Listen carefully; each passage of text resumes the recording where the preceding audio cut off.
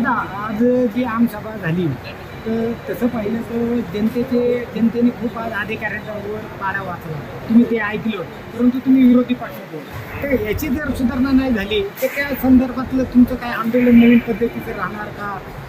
नाही बघा, राज्य लेवलला जे कोणी अधिकारी नाही तर मंत्री चुकीच्या पद्धतीने वागत असतील त्यांना बऱ्यापैकी सरळ करण्याचं काम हे आम्ही सर्वांनी केलेलं आहे. राज्य पातळीवरच्या नेत्यांना आणि अधिकाऱ्यांना जर आम्ही सरळ करू शकतो तर तालुका लेवलला काही ते अडचणीचं नाही. तुम्ही बघा पुढच्या काही दिवसांमध्ये सगळेच अधिकारी खराब असतात असं नाही, काही खराब असतात, बहुतांश चांगले असतात.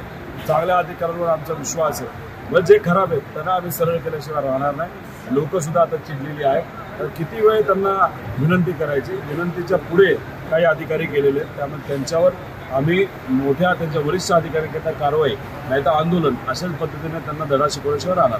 दादा जे पदाधिकाऱ्यांनी जयंत पाटील यांच्या संदर्भात ते वक्तव्य केलं तर ते कसं पाहतो? आम्ही त्या पडळकरांनी केलेल्या वक्तव्याचा निषेध करतो. खालच्या लेवलला जाऊन एवढं जर भाजपचा एखादा कार्यकर्ता आमदार तिथं बोलत असेल आणि भाजपचे वरिष्ठ नेते जर शांत बसत असतील तर ह्याला असं म्हणावं लागेल की ह्याचा छुपा पाठिंबा हा भाजपचा आहे. अतिशय खालच्या लेवलला जाऊन एका मोठ्या नेत्याबद्दल नाही तर कुठल्याही नेत्याबद्दल जर कोणी बोलत असेल तर हे आपल्या संस्कृतीला, मराठी संस्कृतीला परवडणारं नाही, शोभणारं नाही. पण ह्यांना सांगणार कोण?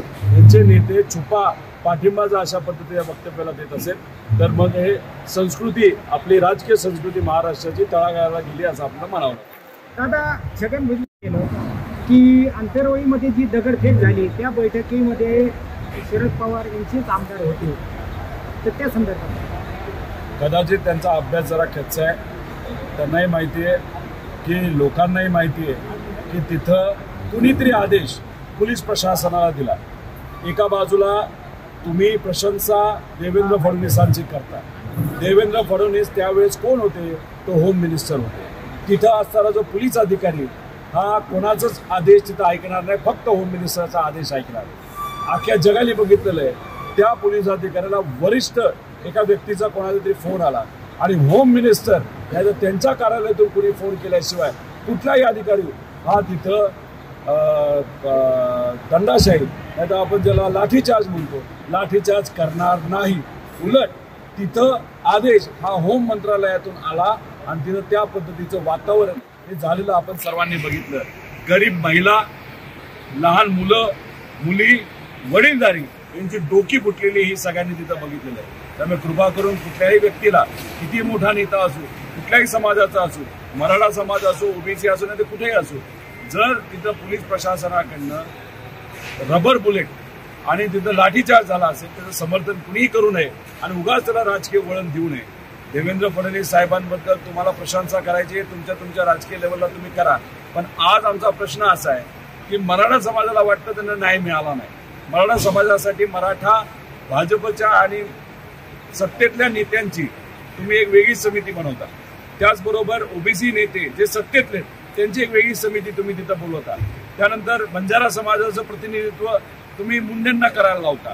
ठीक आहे, त्यात थोडासा वाद आहे. वंजारा समाज आणि बंजारा समाज पण तो त्या लेवलला आहे.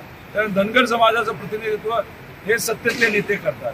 त्याच्याचबरोबर एक वेगळा वाद एसटी म्हणजे आदिवासी विरुद्ध इतर समाज असा एक वेगळा वाद तिथं तीर्मान तुम्ही करण्याचा प्रयत्न करत असता.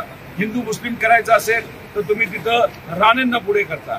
म्हणजे मला एक कळत नाही, सत्तेतलेच लोक आज विविध समाजाचं प्रतिनिधित्व करतात. आणि मला त्यांना विचारायचंय, तुम्ही मंत्री आहात, तुम्ही नेते आहात, तुम्ही याच सरकारमध्ये आहात, केंद्रात तुमचं सरकार, राज्यात तुमचं सरकार, जरा सरकारतल्या, राज्यातल्या आणि केंद्रातल्या नेत्यांना तुम्ही घेऊन बसा आणि हा मार्ग कायमस्वरूपी पार्लमेंटच्या माध्यमातून कसा सुटेल हे तुम्ही बघा. पण तुम्ही सत्तेत असून सत्तेचा उपभोग घेत असताना तुम्ही वेगळ्या वेगळ्या समाजाचं प्रतिनिधित्व करून एक राजकीय पोळी भाजपसाठी वाजवण्याचा प्रयत्न करत असाल आणि ह्याच्यात समाजामध्ये वाद निर्माण करत असाल तर हे कदापि योग्य नाही. तुमच्याकडे सत्ता आहे राज्यात, केंद्रात. विषय सोडवण्यापेक्षा विषय चिघळण्याचा प्रयत्न तुम्ही सर्वजण करत आहात. आणि दुसऱ्या बाजूला शेतकरी सर्व समाजाचे आज मदतीसाठी वाट बघत आहेत. युवा सगळ्या समाजाची नोकरीची वाट बघत आहेत.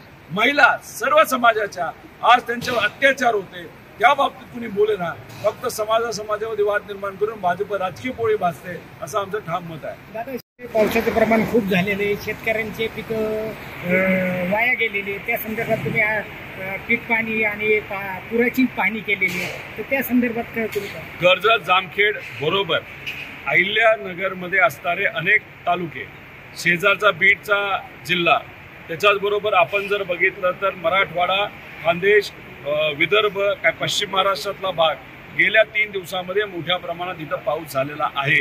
सरसकट तिथं पंचनामे होणं हे अपेक्षित आहे. आमची ती मागणी आहे, शेतकऱ्याची ती मागणी आहे. नांदेडमध्ये काही महिन्यांपूर्वी जी काय अतिवृष्टी झाली त्याच्याबद्दल त्यांनी निधी दिला असं आपल्याला बघायला मिळतं. किती निधी दिला अख्ख्या नांदेड जिल्ह्यासाठी? 7 लाख शेतकऱ्यांसाठी 500 कोटी रुपये दिले. म्हणजे कुठले निकष वापरले? इलेक्शन नंतरचे निकष वापरले. आमचं म्हणणं इलेक्शन आधीचे निकष वापरा. त्याच्यामध्ये समजा जिरायत बाग असेल तर 13,500 रुपये, बागायत असेल तर 22,000 रुपये. पण आत्ताचे जे निकष आहेत, जे इलेक्शन झालं म्हणजे मतं मिळवल्यानंतरचे निकष जे आहेत, जे बदलले, त्याच्यामध्ये कुठेतरी 8,000 रुपये हे जिरायत भागासाठी आणि 13,000 का 15,000 रुपये हे बागायती भागासाठी. आणि याच्या पद्धतीनेच नांदेडचं तिथं नियोजन, जे काय आर्थिक नियोजन आहे बजेटचं, ते तिथं केलेलं आहे. जर तिथं 550 कोटी आता हे नवीन निकषाप्रमाणे देतात, तेच जुन्या निकषाप्रमाणे दिलं असतं तर तिथं 950 कोटी रुपये मिळाले असते. 550 कोटी नाही, अतिरिक्त मिळालं. जसं त्या नांदेड जिल्ह्याचा प्रश्न आहे तसंच आमच्या या जिल्ह्याच्या मागण्यात 50,000 पर हेक्टर ही मदत दिली गेली पाहिजे. आणि हे जे 4 ट्रिगर जे विमा कंपनीने काढून टाकलेत आणि सरकारने त्याला पाठिंबा दिलाय, ते परत ट्रिगर आला. आणि जर विमा कंपनी त्या बाबतीत मदत करणार नसेल तर आमची पूर्णपणे मागणी आहे की जसं विमा कंपनीने मदत केली असेल तशी मदत सरकारने वेगळी द्यावी.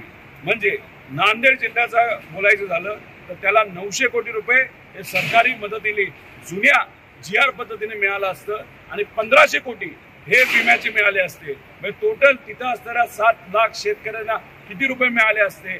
तर कुठेतरी 2600 कोटी मिळाले असते, जे आज 500 कोटीवर त्यांना समाधान मानावं लागतंय. तसंच अहिल्यानगर आहे, तसंच आमचा मतदारसंघ आहे, तसंच महाराष्ट्र आहे. त्यामुळे उगाच जाहिरातीवर नटवरलान बनण्यासाठी पैसे खर्च करण्यापेक्षा लोकनेता बना, लोकांच्या अडचणी समजून खऱ्या अर्थाने त्या अडचणी सोडा, असं या नेत्यांना त्या ठिकाणी आमचं मागणी आहे.